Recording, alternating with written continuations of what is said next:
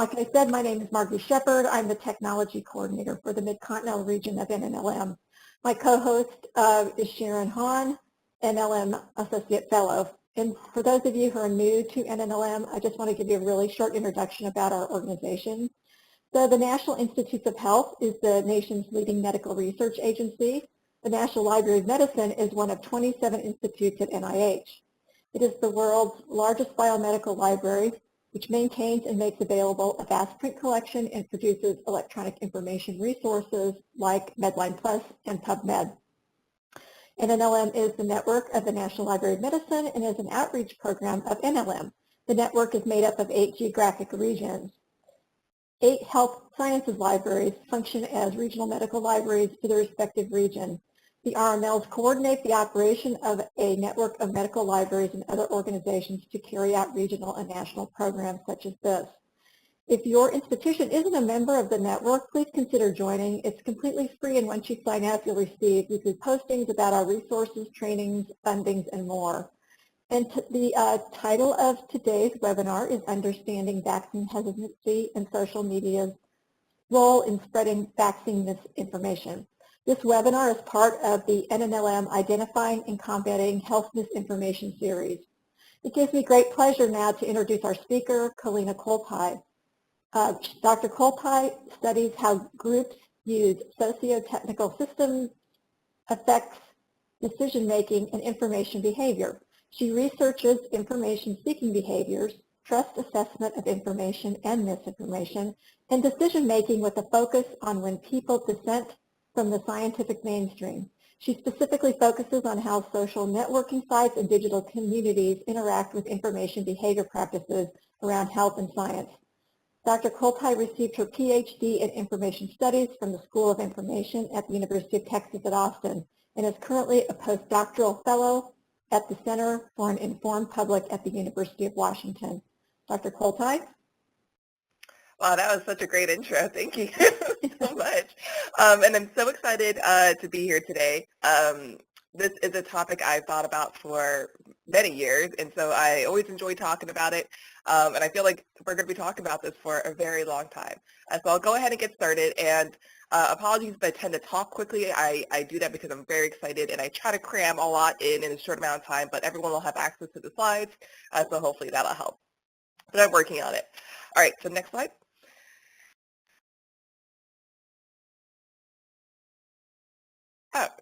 Okay. So to give a quick overview of what I'll be covering today, I'm going to give an overview on what is even vaccine hesitancy. It's a term you've probably been hearing. You might think it's the same thing as the anti-vaccine, but we'll go over that. And then we're going to give a bunch of examples of what vaccine misinformation looks like, including their tactics and the kind of narratives you might see. And then how does social media play a role in this? And then finally, moving forward, this is the big million-dollar question always asked me, like, what do we do now, or how do we combat this? And so we're going to try to cover all of that here today. All right, so next slide. Okay, so one of the big questions everyone's mind, I'm sure people have seen these surveys around of like what percentage of the U.S. Would get vaccinated, particularly for the COVID-19 vaccine, if it was available to them today. So while this will vary depending on what surveying you source, I took a look just at the most recent ones from December to February, this including Pew Research Center, AP, and the CDC, and they all kind of come around to around the same thing, which is about a little over around 30% of the U.S., which is about 1 in 3 who are not currently planning or probably not going to get the vaccine when it comes available. And so this is often like a shocking number, I think, because that's a pretty high number. This is concerning because ideally we want as many people to be inoculated as possible to promote herd immunity. We want to stop the spread of COVID. We want to get past the pandemic. And while we certainly don't have necessarily a perfect comparative measure prior to the pandemic, this is certainly higher than, say, the number of people who are saying opting out of vaccinating their children on a like sort of national scale in surveys pre-2020. So this definitely is a wider swath of the population now. Okay, next slide. So I know I just shared this image that made the movement look very dichotomous, like you're either anti-vax or you're pro-vax, but in reality, this is not necessarily the case. So what I have here is something called this vaccine acceptance continuum. And what you might understand is you're pro and anti are sort of these like far quarter squares. On the left, you have someone who refuses all vaccines. This is someone you might kind of consider to be anti-vaccine, versus someone all the way on the right, which accepts all vaccines. They're totally ready to be vaccinated. But in reality, it's actually this spectrum. There's a lot more sort of nuance to it, but this is sort of a simplistic way of looking at it. And particularly when we talk about both vaccine hesitancy and people who are, say, anti-vaccine. So you can have anyone who is actually vaccinating, accept but unsure, which is like, okay, I guess I'm going to vaccinate, but maybe not super stoked about it, to someone who's like, I don't know, maybe I'll wait and see. They might like pick and choose which childhood vaccines they might delay. When we're talking about COVID, they're like, oh, maybe I'll eventually get it. Maybe I'll wait for other people to get it first. You might have heard that yourself among your colleagues. And then there's this refusing but unsure, or like, I'm not really sure this is the right choice. I may not risk it. You know, maybe I'll hold off. Like, I don't think maybe COVID's that big a risk. And this is all under the swath of vaccine hesitancy. So it's not really this sort of, you know, pro and anti. And I think that talks about the complicatedness of this, the problem. All right, next slide. And so this is a model that you may have seen talked about, the 3 C's of vaccine hesitancy, about convenience, confidence, and complacency.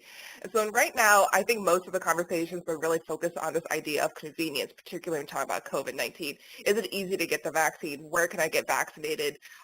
You know, who is eligible for the vaccine? How many can we get available? We're all trying to figure out the way. Right now, the demand for the vaccine is greater than, say, the access to vaccines. And so this is certainly the big issue, but I think this is a problem that we are currently working on. Next slide. But in particular, I'm really focusing on these 2 issues today, which is these issues of confidence and complacency. Confidence being, is it safe to get the vaccine? Am I ready to, like, it's like, how much confidence do you have in taking it that you want to be able to get this? And complacency, is it worth getting the vaccine? Is it something that I think is even necessary? You know, do I think COVID's a risk, or I think getting the vaccine is a risk? So as the rollout of vaccines improves and continues, really assuring the public that the COVID-19 vaccine is safe, effective, and necessary are going to be our biggest hurdles.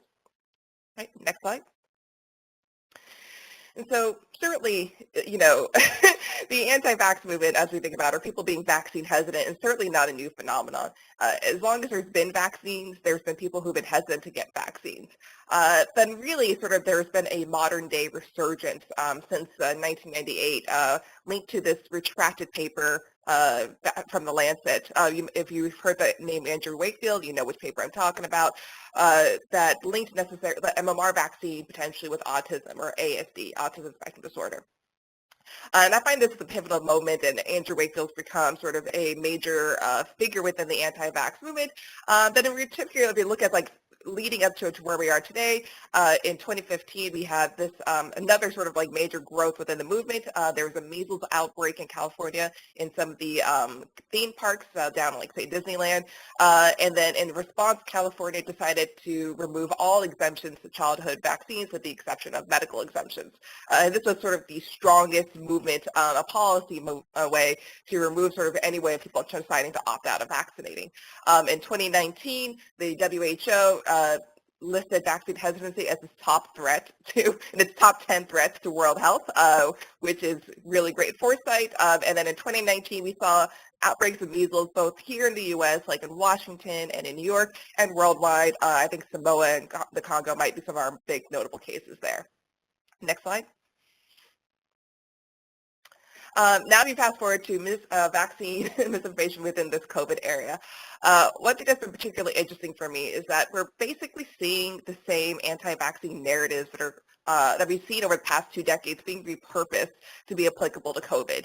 So they're taking the sort of the same ideas, the same narratives, the same thoughts, and reusing them to be COVID specific. So for example, if we're thinking about safety, you might have heard like, oh, the MMR vaccine might cause autism.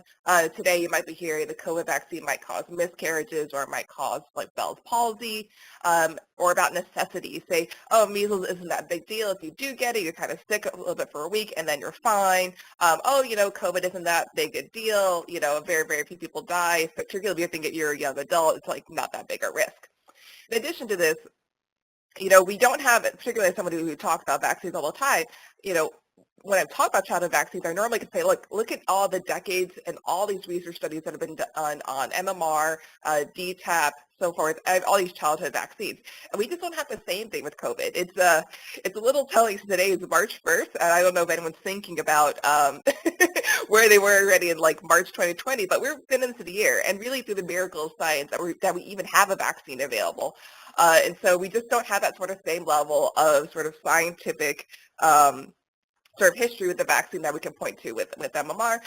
In addition, a lot of people who have otherwise would be considered pro-vaccine in any survey, they might have been indicated as pro-vaccine, are now this sort of like vaccine hesitant group. And in a sense, that's a very sort of natural thing. Not only is this like a new vaccine, but a lot more people are thinking about vaccines. Most people didn't really think about it, with maybe the exception of the flu shot, until they became a parent and they had to decide whether or not they wanted to vaccinate their kid. Versus today, we're really thinking, everyone has to make the decision for themselves. All right, next slide.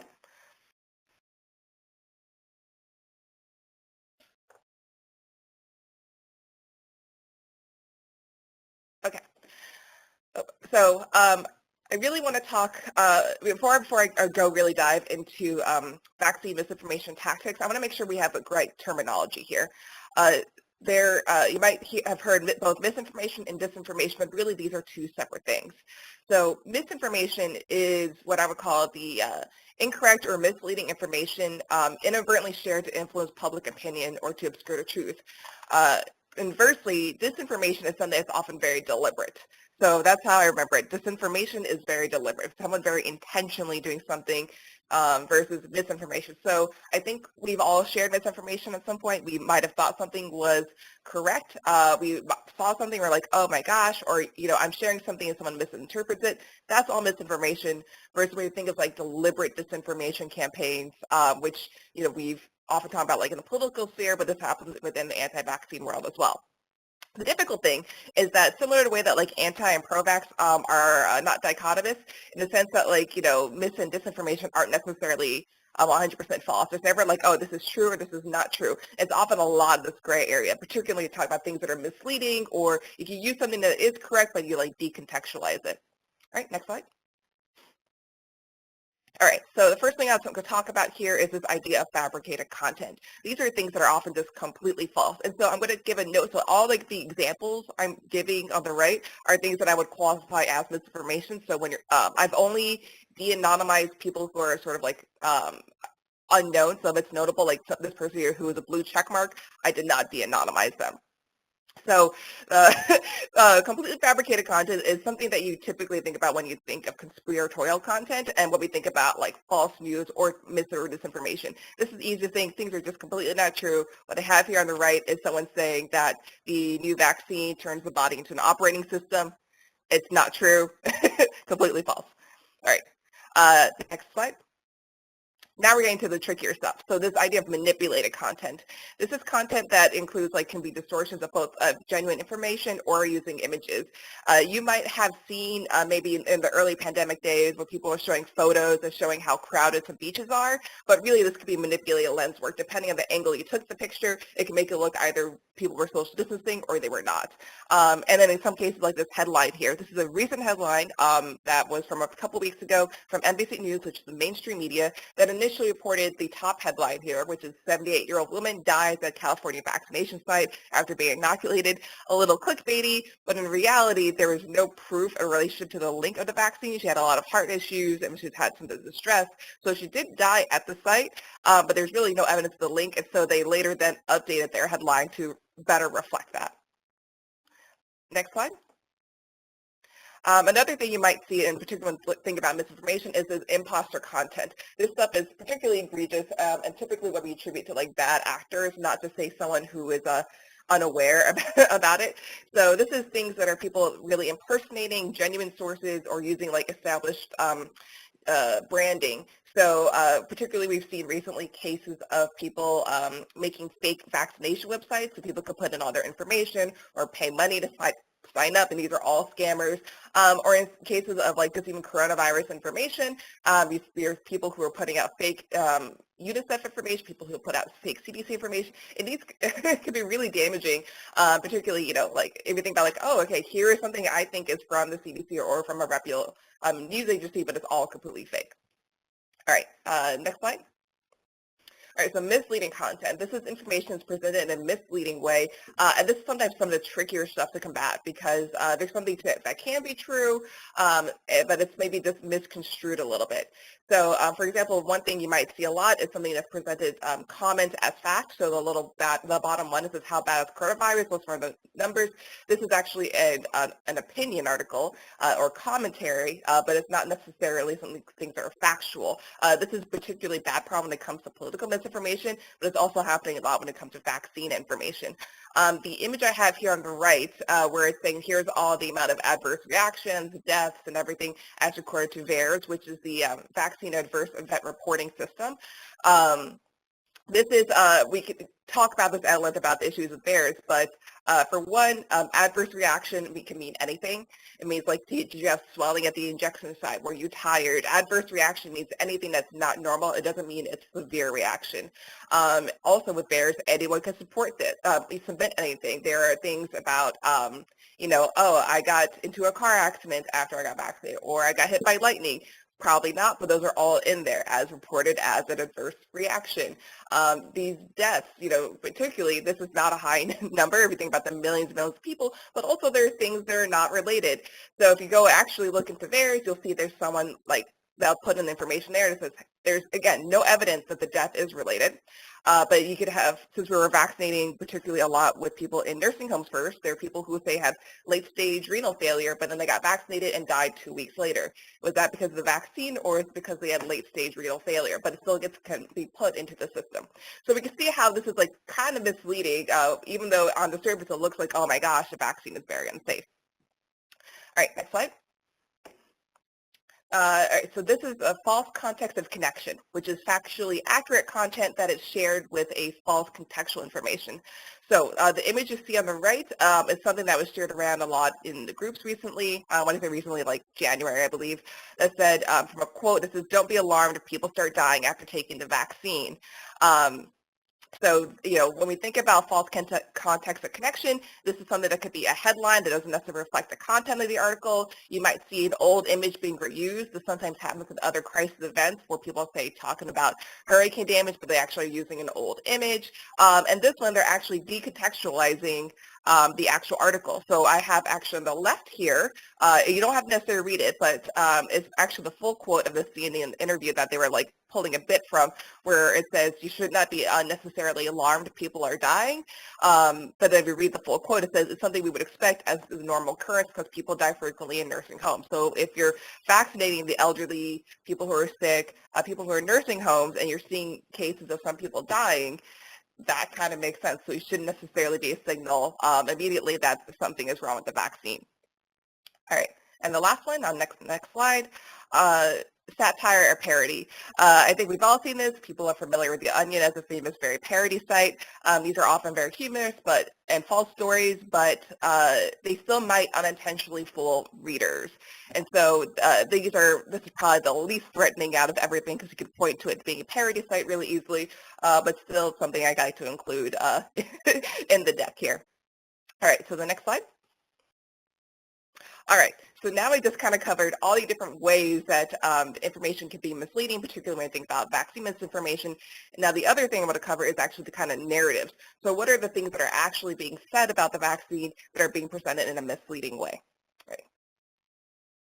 So the first thing that you're going to see that we're going to be seeing this entire time, we have been seeing, it's the number one thing, is posts about safety. So these are all going to be considered around the safety of the vaccine. And you'll see this in a different number of ways. You'll see, people using data, so like that VAERS data that I mentioned, or even the case of personal stories. So you'll see videos of people recording, like, here's all the injuries or my symptoms that I'm feeling post-vaccine. And this could even include posts talking about the ingredients of vaccines, thimerosal, mercury is one that we often hear about. In particular, we're talking a lot about mRNA for this vaccine. But in particular, this is going to be the type of narrative you're going to see. Things about like, this is not safe. And so again, and Robert F. Kennedy here, he is also a notable anti-vaccine activist that you will see, and we'll see a few more posts from him in this deck. Next slide. All right, so you're also going to see posts around necessity and efficacy. So when I say necessity, it means like, is this vaccine actually necessary to get? Do I have to get the vaccine? Is COVID that a bigger risk? Versus efficacy is, does the vaccine actually work? So the image I have here on the right is talking about case rates in Canada and Israel comparatively to the vaccination rate. Is saying that cases are not necessarily decreasing even though people are getting vaccinated. So this is a thing I think we're going to see more and more as we get to more of the general population. Is it necessary for people to get vaccinated? We just had the Johnson & Johnson vaccine, has a lower efficacy. So there's a lot of this conversation happening right now that you're going to be seeing. Next slide. All right, so we're also going to be seeing content around the development and distribution of the vaccine. So you might have, one of the things you typically might have heard is something along the lines of like the vaccine was rushed. I don't think it was fully tested, but this can include people like, who can get tested where, and all that kind of content. The image here on the side is someone who's saying that it's going to take them a long time to fully trust any rushed vaccine, and they have a screenshot of how long it took to eradicate smallpox after a vaccine was developed. 184 years is what they have from the screenshot. I don't necessarily think that's the right argument to be making, and we can talk at length about like why this is actually an incredibly rigorously tested vaccine. But it's something you'll end up seeing and probably have heard a lot yourselves already. Next slide. All right, so you'll also be seeing posts around political and economic motives. These are often revolving around like large figures like Bill Gates, Donald Trump, anyone who's very sort of this notable figure who has some sort of gain, pharmaceutical companies, even health organizations like the CDC or WHO. And these are often, if you're talking about misinformation, we say like, oh, these are people in power. They're either going to be hiding something or they have some motives or maybe a financial gain. So this is an image here again from Kennedy talking about how critics must be silenced for billionaires to keep profiting from the pandemic. So, they're trying to silence people who are dissenting from vaccines. Okay, next slide. And then you're going to have conspiracy theories. These are always the fun one. There are definitely a lot of very well-established conspiracy theories that are being repurposed, but including new ones. And what I have here on the right is an Instagram post from about this woman who's saying how there's going to be a second wave of COVID because they're planning the second wave, so this idea of the pandemic, and then people are going to get vaccinated that they're going to die. I'm going to say that's not true. This is all conspiracy, but this is definitely something that has continued to proliferate. Next slide. You're also going to be seeing posts around liberty and freedom. You might see this also tied in terms of like policy and legality and like whether or not you have the choice maybe to opt out of the vaccine. But it tends to be framed nowadays in this idea that it's affecting your civil liberties or personal freedoms. You might have even heard the term medical freedom. This has been used in the anti-vax space, but got a lot of sort of general like mainstream appeal, particularly when we talk about masks and vaccines. And so talk about mandates. You might even have heard the term vaccine passports, whether or not you're going to have a document tracking being allow you to go everywhere. And so this is definitely going to be a conversation, particularly as, again, the vaccine becomes more and more publicly available. Next slide. And then finally, we're going to see posts around morality and religion. These are not necessarily the greatest amount of posts, but these can be one of the most difficult to combat because it's really difficult if you're tying misinformation to someone's religious beliefs of why maybe you should get vaccinated or not. And, there are actually a lot of great religious leaders out there that are helping to address this. Even the Vatican has come out and said, like, you should get the vaccine, but that doesn't mean that there aren't other people who are saying that you shouldn't. And so you'll see anything if you're calling the vaccine maybe the mark of the beast, or maybe even talking about how there's aborted fetal DNA in vaccines, so therefore my religion allows me, says I shouldn't get vaccinated because I think abortion is wrong. So you'll have posts like you see here on the right where you can't have faith in God and still take the vaccine. But if you go to the next slide, you'll also see how content can actually have this really overlapping nature. So the image here I have on the right is a preacher. You can see that he's got a cross that was put in here, and he's also spreading conspiracy theories as well. So talking about how the mRNA technology is going to turn your body into like an operating system or a computer. Watch the full censored hashtag Bible prophecy update at blah, blah, blah. And you're seeing this content getting interaction. It has 1.8 thousand interactions. It's got all these shares. It's got these comments. And so you're seeing how this content is not just saying like, oh, it's only going to be in the religious communities, or it's only going to talk about religious content. No, it's also can say overlap with conspiracy or one another. So it's not just one thing. These can often have, can cover them all. Next slide. So I often get asked, like, why is vaccine misinformation so appealing? And I say ultimately that, and this can be accurate for just any misinformation really, not just vaccines, but it's ultimately designed to foster this emotional response into you. You know, vaccine or misinformation works by sharing it. And so we don't want to share boring articles. So if you see something like, oh, my freedoms are going to be restricted, or, oh my gosh, look at all these deaths, or like, oh my gosh, I might change my body into an operating system. These are all like very sort of emotionally evocative ideas. And so therefore we want to share it and we just want to help people. Like if it's something that's shocking, we want to let other people know so they're more informed. It can also be a lot of work to do fact checking. It's really difficult to tell what is true and not true, particularly when you think about like science and think about health. You know, most of us aren't scientists. We're not necessarily health experts. And so when we see sort of an easy explanation saying like, oh my gosh, it makes sense, it kind of connects the dots for us, it can be hard to try to fact check something like that.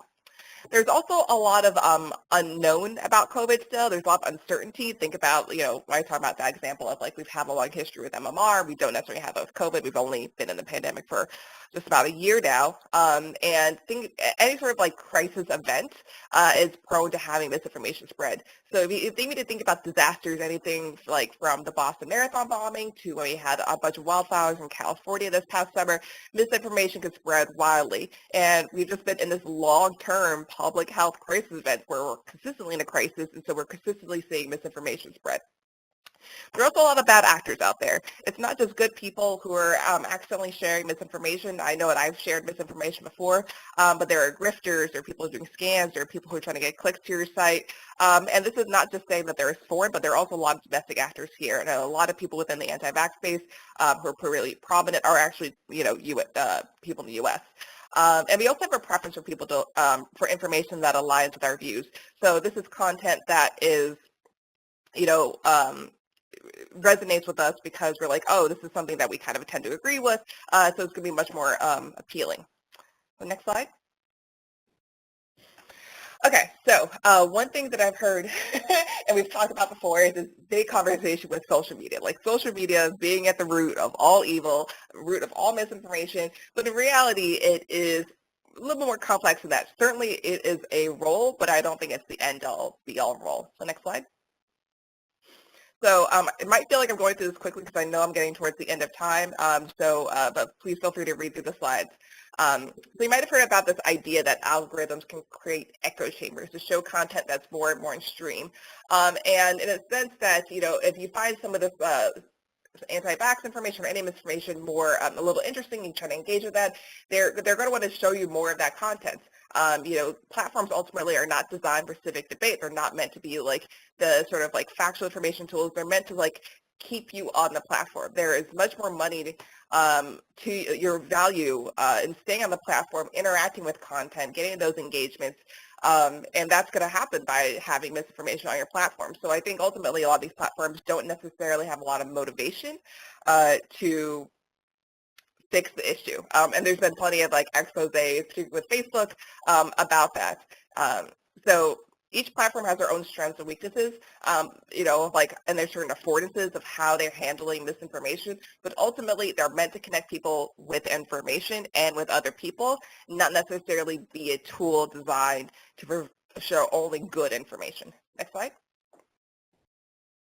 In addition, more so in the past decade or so, the speed and accessibility of information is absolutely instant. I'm here in Seattle, Washington. I can create a bit of misinformation, and this can spread worldwide instantaneously. That is not the way we thought about information if you think about in the history of information. So this is in terms of that, a relatively new phenomenon over the past couple of decades. And in particular, you can reach different demographics and different communities more so than before. Prior to the pandemic, vaccine misinformation, if you wanted to find it, you really had to go to like anti-vaccine circles, anti-vaccine like Facebook groups, message boards. But really now we can find this everywhere. And in the sense that we're talking about vaccines everywhere. I can go to like a local dog group and you can find anti-vax content there because people are talking about COVID. I can't go a single day without hearing something about COVID or vaccines. And so people are just naturally getting exposed.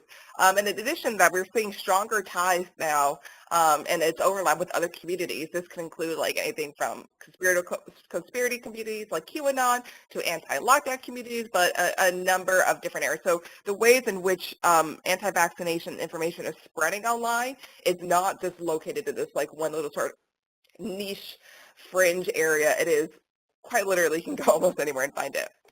In particular, we could talk about each platform, but Facebook groups are particularly dangerous when it comes to vaccine misinformation. I've often tell people like this idea of people have come to the groups for the information, they're trying to find it, but they end up staying for the community. People who I've interviewed over the years often tell me how their needs were not met as far as like their information needs through their healthcare provider or through just regular searching online, and they had to go in these communities and spaces. They often feeling dismissed by their healthcare providers or their friends or family to bring get these concerns, but this new community of people often welcomes them in and say like, yes, come. If you have questions, come here. We'll help and give you all the information you could ever need. Next slide. So social media platforms have been taking more and more measures over the years addressing this issue of vaccine misinformation. Over the past year, a number of the platforms have even updated to be very COVID specific of what is and not allowed on their platform. While these will vary in comprehensiveness, enforcement, I think, ultimately is the answer here because not all are enforced equally. Pinterest, who doesn't necessarily have a very comprehensive, they're very like, we just don't allow it. They just don't allow it. They're the best. You may not have thought of it, but Pinterest is absolutely the best. They do not allow any vaccine misinformation on their platform. They only accept information from like internationally recognized health organizations. Conversely, Facebook has a very long, extensive COVID vaccine policy about like what isn't allowed, but I can still go on the platform today. I can still find it. I can still go there right now and find it for you. And so, interestingly, because users are constantly developing new ways to navigate around moderation, which some people decide to call censorship. Anything that kind of feels like your voice is being silenced is going to feel like censorship. And so, any way you try to like develop, like, oh, we're gonna remove this, we're gonna remove this, people will find ways to work around it. Once you have like a strong enforcement policy, people will find ways to get around it. And then we're seeing the effects of that. So, the term medical freedom is being used a lot more now to get around the term of using anti-vaccine because anti-vaccine is being moderated. And this idea of like deplatforming. Deplatforming can absolutely work. I am more worried about these major platforms where there are more people than there are like these little fringe platforms. But multiple platforms need to work together. It can't just be one. So, for example, Robert F. Kennedy recently got his Instagram profile taken down, but his Facebook profile is still up. We know he's a repeat offender. So Facebook, who owns both those companies, only removed it on there, and they still leave his organization up on both platforms. And this needs to be both for like fringe accounts, but also notably people who are repeat offenders. So someone who is consistently sharing vaccine misinformation. They do it over and over again. And you fail to take action on the account. They did finally on one platform, but he's still on all the other ones. So how much censorship is really happening, right? All right, next slide. In particular, this could be really this idea of like misinformation via science. You're going to see anecdotes, you're going to see all this sort of stuff, but what's really difficult to find is this idea that, misinformation can make it looking very scientific. You can use graphs. You're going to have people who, there's this idea of like armchair epidemiologists you'll see around COVID and vaccines, people who are false experts that maybe don't have their background in virology or their background in vaccines, who are saying like, oh, I'm this expert and I have a doctor title, and therefore I'm an expert. But that's really tricky. Like, how do you say, like, well, just because you're a doctor does that make you an expert? Like, how do I tell you that just because I have a degree that I am an expert in what I'm saying? And that's a hard thing to do.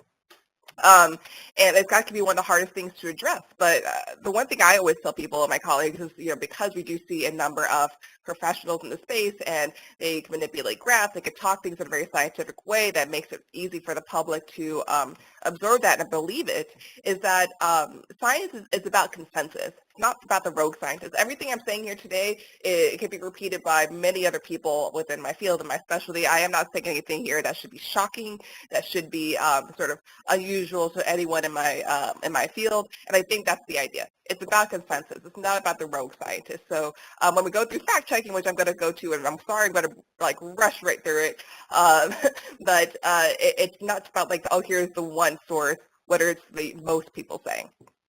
So next slide. And ultimately, this is more than just about social media. I know that I want typically focus on social media and social networking platforms. I will always be harsh to them. That is my whole thing. But they're not the only contributor to the issue of vaccine misinformation. So even mainstream media and journalists, even veteran journalists, can have really poor science communication. In particular, right now, we have a lot of journalists who are new to the vaccine beat, new to the disinfo beat, and they don't necessarily always have the best practices built up. And so we see, I think this terrible case is happening just because you need more people covering it, and they don't know necessarily how to cover anti-vaccination topics. So this image I have here on the right about anti-vaccination groups targeting local media, there's plenty of cases within in local news sources interviewing someone who then just spouts a bunch of anti-vaccine nonsense, and they don't really provide a correction. And then that that goes out. So your local news media can also be spreading misinformation. And really, ultimately, anyone can contribute to misinformation spread. And they're not always things that are always tied to views. Some things are really difficult to debunk. So this idea of friend of a friend, my mom's sister's cousin's husband's coworker had this happen to them, and now I'm telling you this. All right, next slide. So what do we do here? I'm going to unfortunately breeze a little bit through this because I know we're just about at time and we started late, so I apologize. But if we go to the next slide, ultimately, everyone can play this really pivotal role in correcting misinformation. If 1 out of 3 people are having some sort of vaccine hesitancy, that are not sure they're going to get the vaccine, we all know someone who has that hesitation. So anyone can play a role in helping trying to correct misinformation or helping address that hesitancy. People who I've talked to who are really anti-vaccines and really far in the spectrum tend to really feel ignored and not listened to. So we want to really address that before people go way far down off the spectrum and listen to the concerns. I always say that people are not dumb. They're not stupid for vaccine hesitant. In fact, it is a completely normal reaction that most people are feeling nowadays. Even I myself occasionally feel like, oh man, I'm seeing all this content all day. Even I have my own hesitation. And ultimately, this is not an easy thing. I think it's very unsatisfying when I tell people there's no easy solution. If there was, we probably wouldn't be in this case. It is a very complex thing. People don't necessarily become vaccine hesitant just because of one piece of misinformation, and they're not necessarily become pro-vaccine with one piece either. In addition, because it's something that's being so highly reported, we're seeing consistently, we're building up this heuristic bias that there might be, I'd say if there's all these concerns, there's all this worry, even if these are very few and far between, it's going to be difficult to how to address all that hesitancy. So all I can say is if you do have someone that you deal with or you interact with that has this, you can try to debunk misinformation with them. And then I kind of go through the next few slides, a SIFT method here, which is stop, investigate the source, find better coverage, and then trace claims and quotes. And so we go to the next slide, stop. If you see it, misinformation potentially, even if you decide just to not share it, that's great. As I said before, misinformation gets its power by sharing it. Even if you're not sharing it more, that is fantastic already there. Go to the next slide. Next thing you can do can investigate the source here. So who is sharing this information? Is this a reputable news organization? Is this actually from the legitimate one, like that fake imposter content? If you use Google to Wikipedia, look at the source, you may not know. This is always the next step. Next slide. Find better coverage. So look up what other people and other news organizations or other outlets are saying on that event. Is this idea again of that consensus? Is it the one rogue, or is it like what everyone is saying? Use fact-checking sites. Reuters does a lot of actual debunking on vaccine misinformation that starts getting viral, and they do all that fact-checking. You can even do something like reverse image searching, so that false context of connection that I mentioned before as a tactic. They'll use their old image and reuse it again. Try that, use that. And finally, on the next slide, tracing claims and quotes in media to the original content. So you can click through the link, find out what study or where they're actually coming this from. If you remember that CNN quote example, I went and used Google to find where does this actual quote from and look at the entire context so you're not decontextualized. But even after you go through this whole process, if you're still not sure, you don't have to share. It can take a while, particularly when we think about breaking news, to get a lot of fact checking happening. So it might take a moment to get that, to find information. Just pause and then come back to it later. And finally, as I try to end the talk today on the next slide, vaccine misinformation is bigger than just social media. It's certainly a huge part of it, of the way that we connect and find. And I think Facebook groups has been a major contributor to this, but it's definitely not the whole part. It is a complex, multifaceted issue that can't just be solved with just one easy solution. There is no golden ticket on this. And then we didn't even talk about this today, but there are much larger societal factors. So you think about trust in pharmaceutical companies, particularly we think about we just kind of going through the opioid crisis, or trust in the medical system. Particularly we talk about this for communities of color who have a long historical and modern day sort of lots of reasons why we shouldn't trust the medical system. And ultimately, if there's one big takeaway, if you didn't pay attention to anything else I talked to today, takeaway that vaccine misinformation or vaccine hesitancy, it's not just an information issue. And I tell you this because I read vaccine information literally every single day of my life, and I have for the past 6-7 years, and I'm planning to go get vaccinated. And it's far more than that. And it's a complicated issue. And so if we go to the next slide, I don't think vaccine hesitancy or the anti-vax movement is going away anytime soon. But I do think now more than ever, it is a really critical time to address vaccine hesitancy. So just like climate scientists have been advocating for action to help save the planet, I want to advocate that we need to take action on a national level to address the issue of this misinformation and vaccine hesitancy and this much larger conversation of how we both trust and understand science. So, because ultimately the thing is, if I had the power to say remove every social media platform from existence, I had the button to do it, we would still have this issue of vaccine hesitancy. It is a difficult problem, but it's not an impossible problem. Thank you. And then next slide is just my thank you slide. Great. Thank you so much, Dr. Koltai, for that true whirlwind through the wonderful world of social media misinformation. I feel like we definitely gave you a challenge to give us an overview of a very complex topic within the limited time. So thank you so much, and I'm sure folks also appreciate the great information you shared with us today. So now we have about 15 minutes to kind of go through some quick Q&A. And I'm looking through the chat here. I've been keeping an eye on the chat during your talk, and it looks like there were several comments basically giving examples of exactly the different types of misinformation you reviewed, Dr. Koltai. So there was, an example of someone, one commenter said, I had a conversation with a man whose vaccine hesitancy was based on his belief that the coronavirus was created by the same companies that come up with the vaccines. How else could they have created them so rapidly? So I think that also kind of speaks to this, how people are trying to use critical thinking skills to understand the vaccines, but are coming up with different conclusions from what, the science and scientific consensus might come to. Someone else mentioned how a commenter says, my best friend's father-in-law got Bell's palsy after the vaccine, and the doctor told them it was caused by the vaccine. And so you kind of touched upon this too, about how sometimes health professionals are very tricky. If they're spreading health misinformation, it's kind of hard to address. So I was wondering if you could share any examples of thoughts in which you've heard of strategies on how to address misinformation, particularly within the health professional field, particularly as we, many folks are very concerned about medical mistrust, and, how do we build trust so that, folks can actually, believe what or, trust what their medical doctors are telling them to do, as opposed to thinking that there's some type of maleficence going on in the background. Any thoughts about that? Yeah, that that is a large question, and so I'll do my best to answer it in a short amount of time because we could easily talk about this for hours.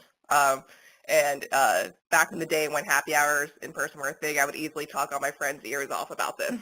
So the first thing I would say is that, I don't want to. I'm not going to say here that the vaccine is 100% safe, in the sense that I don't think anything is 100% safe. And I think, if you're trying to think about, vaccines and saying that, you know, you should absolutely take it, everyone has to take it, this and this. And I think that's a very sort of taking a hammer to maybe, that doesn't something that doesn't need to be hammered. And I think, there's how you have a conversation one-on-one is different than how you have a conversation to a public, because, in a sense that even condoms are never 100%, right? But we still recommend condoms to do its job. Even a seatbelt isn't 100%. We still recommend people to wear seatbelts. Nothing is 100%. And so the cases that we do see, there are ones that we can say absolutely this was a side effect, this happened because of the vaccine, and it's absolutely terrible. I don't want to ever say that someone's actual vaccine injury or story that happened is not legitimate. It's not valid. Those are people who are going through very real things. And I think ultimately, if you don't want to take the risk of it, I am not going to force you to get the vaccine. And that is ultimately your own personal choice about that, right? Whether or not you decide to do so or not. One thing I can just overwhelmingly still say is that we've vaccinated millions and millions and millions of people here. And so the cases that we are seeing that are legitimate side effects from the vaccines, either from Bell's palsy, or in some cases of shaking or tremors and things like that, people just generally feeling unwell, are still minimal compared to the amount of people who haven't had any of these sort of side effects. So the other issue of, people within healthcare misinformation. So one thing I think this actually really highlights that it is not an education issue, right? Some people are like, oh, people who have vaccine hesitant, they're so dumb, they're not educated. And I'm like, no, they're not. It's not the case. And so, we see, particularly if you look at, there's a lot of actually nurse and healthcare groups that have misinformation that's particularly targeted to those groups. There's a organization called America's Frontline Doctors that actually creates white paper reports that are being disseminated and spread amongst, they're publicly available on their websites, but also being spread in various sort of non-public ways through email chains, and then that somehow they get forwarded over to me. And so there's a lot of different ways that misinformation can be targeted towards different communities or things that are particularly relevant to that community, and misinformation can be targeted to people in the healthcare field. And so, and it's not to say anything about a lack of critical thinking. We do have critical thinking skills, but I think it's even going beyond the type of critical thinking that we've understood here. And, the way that I can think about this again, we don't have a perfect solution. How do you take someone who's within the healthcare field and make them not vaccine misinformed potentially is this long process. Think about it's not just a bit of the information itself. It's why does this misinformation potentially resonate with them? And COVID is particularly tricky because it's different than we've thought about in the way of childhood vaccinations, because everyone's making that decision for themselves. And so are you worried because you think that, is COVID the risk or is the vaccine the risk? Are you worried because of larger conspiratorial thing, who is making the vaccine? What get really at that element of what is that hesitation? There's the information element, but I think that's the deeper sort of large concern. Do you just, it could be something as a bigger issue of do you not trust pharmaceutical companies? And that's something you can't really address. And so on a single conversation, right? Because that's something outside of our power. And so I don't have a great answer to that. Ultimately, what I'm saying is that, you could talk and have this conversation, try to see what sources people can agree on. If they don't trust the CDC, they don't trust the government, they don't trust any of that, then you're like, well, that's a bigger issue. But they're like, no, I do trust the government, or I do trust this element, and you can kind of come to what is sort of that middle ground. What are sources that you can agree upon? And then you go and build from there. And that's ultimately, because if you cannot even agree on the same sources, then you may not be the right person to try to have that conversation. But I think ultimately most people can find some sources that are yes, this is a trustworthy source. Okay, so let's build from there. What are these trustworthy sources saying, and try to have that delicate, nuanced conversation. Great, thank you. This next question actually also relates to that in terms of how to respond to perhaps misinformation. One of the attendees asks, when we respond to someone's incorrect or misleading social media post, who is the focus? Should we be focusing on the individual who posted it or the other people who might be reading the original post? So perhaps how do you present that information in response to misleading information? I think it depends whether or not this is like a random person that you're interacting with or someone that's like someone you know, right? If it's someone that you have like no relationship with or totally random person, then I'm going to say your odds of like trying to convince that person are probably pretty low. It's, you can, when we talk about like trying to correct someone online, and I think there was actually this, y'all had a wonderful talk by Letitia Bode, B-O-D-E, who does a lot of work on correcting health misinformation. But I think, like, particularly if you can leverage some sort of personal, if it's someone you personally know, you're trying to talk to that person about it. If you want to just try to provide a correction because you don't know the person and you're like, other people are reading this, say it's like Twitter, then that's fine. But no, ultimately, that may be a really difficult thing to try to just generally correct people. It's always good to kind of share that information out there and provide it from a trustworthy source, an easy-to-read source. Providing easy-to-read infographics are always great. But I think you have the most power, particularly with people who are in your network who are going to listen to you and engage with you on it. I don't know if people necessarily like getting into like sort of internet fights with people they don't know, but they generally don't have a long-lasting power in correcting misinformation. But people who are maybe reading it are seeing that like, oh, here is the alternative explanation. They're seeing a correction with it, and I do think that is incredibly valuable versus just seeing the misinformation. Great, thank you. Just in recognition of time, I know we have about 6 minutes left, and before we hop back to Q&A, I'm just going to quickly post in the chat the link to the MLA and CHES CE evaluation link. So for those of you that are interested in receiving continuing education credit for attending today's webinar, you can follow that link here. And Margie has also provided, I think I'm going to send it one more time. There's also a link in the chat for where the recording and slides from today's webinar will also be posted at a later date. So just wanted to put that there in case folks need to hop off to attend their next meeting or webinar or anything like that. So thanks for that aside. Going to hop back to the questions. So let's see. So one question asks, what best practices or research can you refer for how specifically BIPOC or Black, Indigenous, people of color communities respond to social media messaging to adopt vaccines? So talking about a specific audience. Yeah, this is something, it's always, okay, so it's interesting. So the way we think about BIPOC communities, particularly when we talk about vaccine misinformation, is I'm not going to say that I am like the best expert on it, even though I myself am a woman of color, something I've thought about a long time. But I actually refer to a lot of other experts who are experts in this area who research a specific thing. And to quickly sum up their life body's work is one thing that's really important to note is that when you think about sort of mistrust within medical system, it's, a lot of people talk about like, oh, it's Tuskegee or, oh, it's all these like infamous, cases of say like the long history of like persecution against indigenous people and native people here in the U.S. And I'm like, there's absolutely historical context, absolutely. But there's also like still today.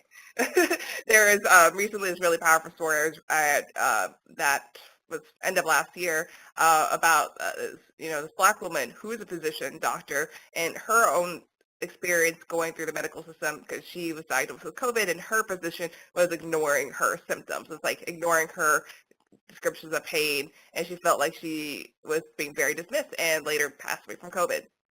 And so when BIPOC communities have distrust or mistrust of sort of medical institutions, I don't think it's completely like unwarranted based on their life experiences. And I think, there's a lot of skills we could do to try to help continue to advocate, to get better at, improving the medical system for BIPOC people. And so particularly think about then knowing this is that the unfortunate thing is a lot of anti-vaccine activists tend to try to I think, co-opt those injustices of the BIPOC experiences. And so, one thing I'll constantly see within sort of anti-vax communities, in particular activists, is they're using anything from the Holocaust to Tuskegee, a case of Henrietta Lacks, a variety of different things. Even this like CDC whistleblower study that's claimed that potentially Black boys suffered higher rates of autism from vaccines than, say, white boys, and constantly using the evidence of, Black and brown bodies in pain. And so I think there is messaging that is both kind of potentially being targeted towards BIPOC communities, but also messaging that it, also talks to people like, oh, no one wants to be called racist, and so it's like also addressing sort of like woke white Americans. It's like, oh, you are actually being not racist by saying that you're advocating that, say Black people should not get vaccines. And so it can be a tricky thing. So I think if you are trying to improve vaccine uptake within communities of color, I think absolutely you're going to need people who are key figures within that community, people who are trusted in those spaces to help kind of promote that. And I think this is more than just saying like, oh, a social media campaign. I think that's a lot of things that people tend to do, like, oh, look at all, and it could feel very performative, like, oh, look at this person of color who's getting vaccinated. And it's more about that. It's more about actually about that conversation and really addressing, like, from people who look like you, who have the same cultural competency as you, to address those concerns. And I think what we've seen in some communities is that, a lot of communities of color have been suffering higher rates of death of COVID than, say, white communities. And, I particularly think about like Native peoples here in the U.S. is that we've seen, the loss of a lot of elders. And so we've actually seen high, in some indigenous communities, not all, but some indigenous communities, we've actually seen pretty high rates of vaccination uptake, some better rates than we've seen in the country. Because they realize the value in preventing that loss of life because they've had so much loss. And I think if you think about that, the risk of death, particularly of like loved members or community, or maybe potentially the risk of like a temporary side effect, like what is going to be that bigger risk? And I think, it's never anything, this idea that we need to be pushed. It's about having a conversation. And so to answer that question about best practices or about how to deal with it, I would say, there are, I can, after the talk, I can share like sort of a list of names of people who are like the best at talking about this. But I think, understanding that this is something that is a long societal issue and it's not going to be solved overnight, and you need to really be able to work with communities and people who are central figures in this community to really promote, when is the best decision to vaccinate. Great. Well, thank you so much. And hopefully, today's session is a continuation of that larger conversation. It's important to talk about these topics. So we really appreciate you taking the time today, Dr. Koltai, to speak, to share your expertise and your knowledge and recommendations with us.